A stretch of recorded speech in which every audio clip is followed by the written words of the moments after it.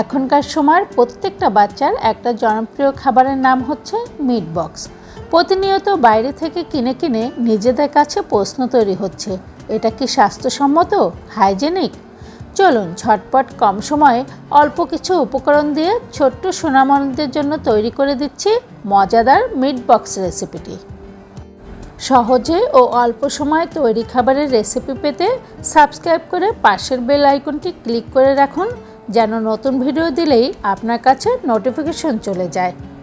আর রেসিপিটি যদি ভালো লেগে থাকে তাহলে আপনার কাছের মানুষদের সাথে শেয়ার করুন আর একটা লাইক করে কমেন্ট করে জানিয়ে দেন আপনার ভালো লাগার অনুভূতি।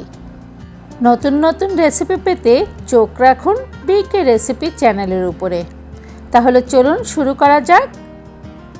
আগে থেকে চিকেনটা ছোট ছোট টুকরো করে এটাতে কিছু মশলা মাখিয়ে ম্যারিনেট করে আমি ফ্রিজে রেখে দিয়েছিলাম। সরি, সেটা ভিডিওতে দেখাতে পারিনি বলে। চিকেন ম্যারিনেট করতে এখানে 1 চা চামচ আদা বাটা, রসুন বাটা, হাফ চা চামচ চিলি ফ্লেক্স, গোলমরিচ গুঁড়া হাফ চা চামচ, লাল মরিচ গুঁড়া হাফ চা চামচ, সয়া সস 1 চামচ, ভিনেগার 1 চামচ ও লবণ স্বাদ মতো এটা দিয়ে আমি ফ্রিজে আধা ঘন্টার মতো রেখে দিয়েছিলাম। এখন একটা ডিম ফেটিয়ে এটার সাথে মিক্সড করে নিলাম।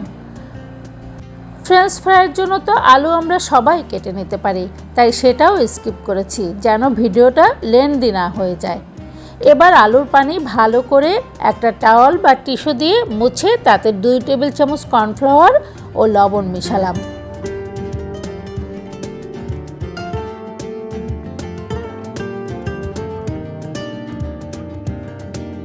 এবার চিকেনটার সাথেও 2 টেবিল চামচ পরিমাণ কর্নফ্লাওয়ার মিশিয়ে নিলাম। খুব ভালোভাবে মিক্সড করে নিচ্ছি। প্যানে তেল দিয়ে দিলাম বেশ কিছুটা পরিমাণে।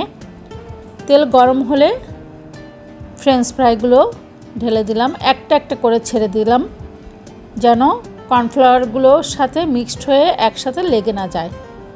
ফ্রেঞ্চ ফ্রাইগুলো একবার হালকা করে ভেজে তুলে রাখলাম। ওই তেলেই চিকেন ভাজলাম। চিকেনগুলো একটা একটা করে ছড়িয়ে দিলাম কর্নফ্লাওয়ারের সাথে যেন মিশে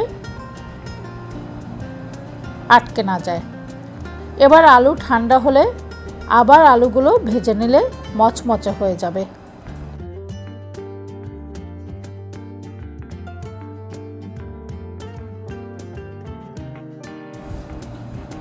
আলুগুলো তুলে ফেললাম। এবার বাকি যে চিকেনগুলো ছিল সেগুলো আবার ভেজে নিচ্ছি। আপনার বাসাতে যে আইটেমগুলো থাকবে ফ্রোজেন আইটেম সেগুলোই আপনি কাজে লাগাতে পারবেন। আমার কাছে 2 ধরনের সসেস ছিল, চিকেন সসেস আর বিফ সসেস। আমি দুইটাই ভেজে নিলাম ছোট ছোট করে কেটে। এবার নাগেটসগুলো ভেজে নিলাম। আমি এই 4টা আইটেম দিয়ে আজকে মিট বক্স তৈরি করব। সব উপকরণগুলো ভেজে এবার যে আকর্ষণটা বাচ্চাদের কাবু করে সেটা হচ্ছে সস। কয়েক রকমের সস একসাথে মিক্স করে ভাজা উপকরণের উপরে দিতে হবে। একটা বাটির ভিতরে আমি 2 ধরনের মেয়োনেজ নিলাম। আমার কাছে 2 কোম্পানির মেয়োনেজ ছিল।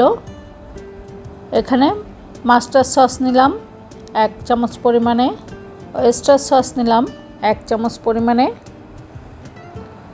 চিলি সস নিলাম 1 চামচ পরিমাণে, সয়া সস নিলাম 1 চামচ। সব উপকরণগুলো খুব ভালোভাবে মিশিয়ে নিচ্ছি। টমেটো কেচাপ এবং গোলমরিচের গুঁড়া ভালোভাবে মিশিয়ে নিলাম।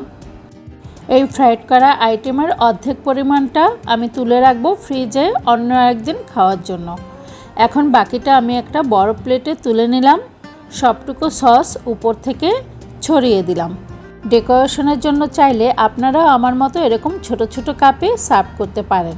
তো আজ থেকে আর ছোট্ট সোনামণিদের মজাদার খাবারটা রেস্টুরেন্ট থেকে নয়, বাসা থেকেই তৈরি হবে যখন তখন।